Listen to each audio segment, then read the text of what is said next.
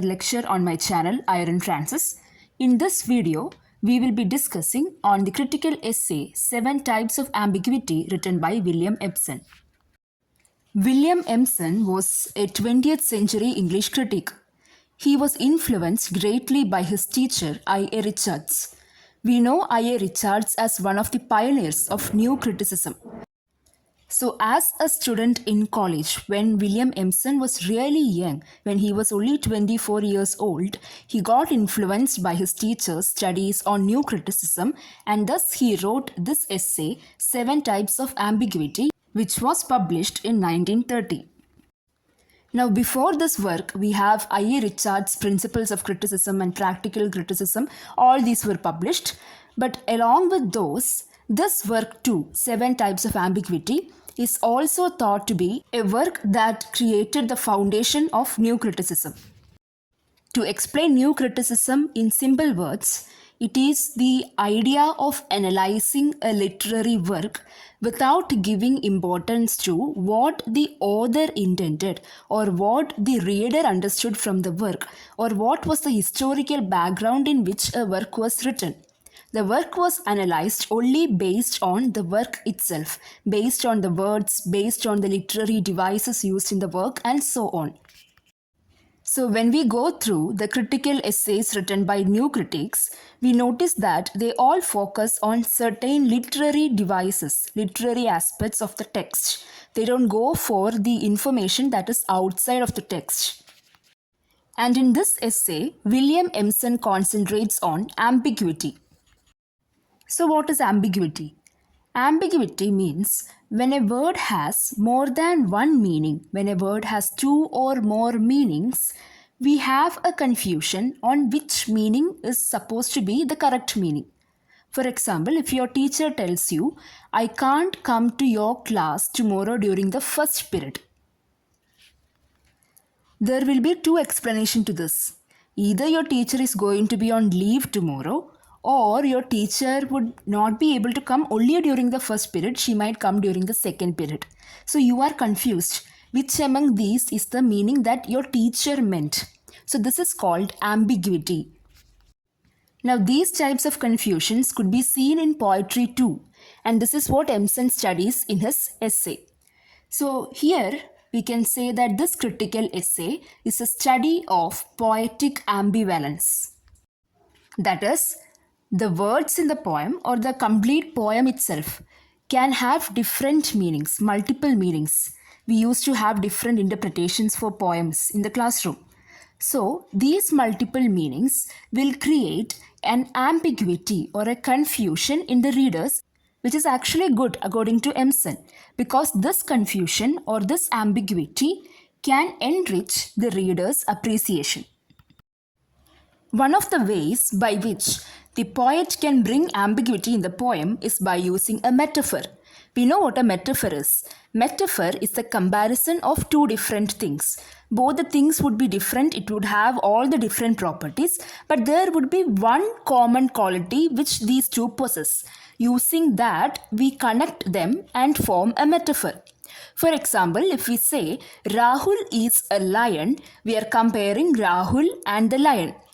Now, this comparison could become a small confusion to us if we do not know who Rahul is. Some might think that Rahul is strong like a lion, so that is why he is being compared to a lion. And some might think that Rahul is brave like a lion, and that is why these two are compared. So this confusion is created by using a metaphor. The next type of ambiguity could be created by using two opposite ideas and bringing them together as if they are one particular idea. This will get more clearer with an example.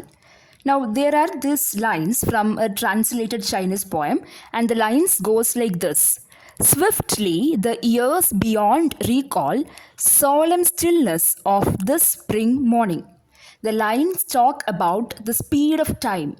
So in the first line, the poet says that time goes by very fast. All these years that we have lived, sometimes we just say that we did not even notice that time flew by so fast. It went by in the blink of an eye. And in the second line, the poet says that even though time flew by so fast, this particular spring morning is going very slow. So when poet is talking about the speed of time, the readers in a way gets confused. What is this poet actually telling us? Whether he wants to tell us that time is going by so fast, or is he telling us that it is going by very slow? So that is how opposite ideas are put together and ambiguity is created in the poem. The third type of ambiguity is by using a pun. Now, pun is a word which has different meanings, and these meanings will depend upon the context. For example, the word lying, Lying. You can say somebody is lying on the bed. You can also say someone is lying. Suppose he took the pencil, but he said he did not take the pencil. So he is lying to his teacher. So lying could mean both depending upon the context. So these puns are contextual.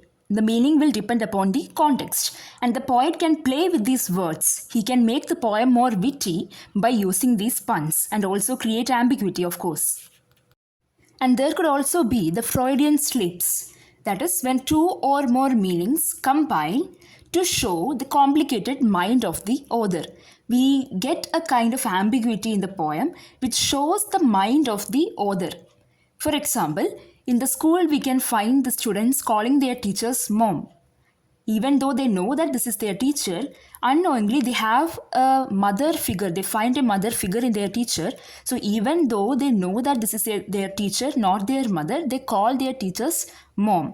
This is very common. That is a Freudian slip. It comes out of the mouth unknowingly. The same way, even when they write poems or novels, the poets or the authors might have Freudian slips in their writing, which can create ambiguity and also reveal the mind of the writer. Now, there could also be fortunate confusions. That is, the author might have had an idea. Suppose he wanted to write, I was waiting for you. While he was writing this, the idea that he had developed. And then the author might have written, I waited for you like how a small child would wait for an ice cream truck. He didn't have to write about the small child and the ice cream truck. We understood what he meant, what his idea was, from I was waiting for you. But the author plans on expanding his idea, like using a simile. He expands and develops his idea, which could also create ambiguity.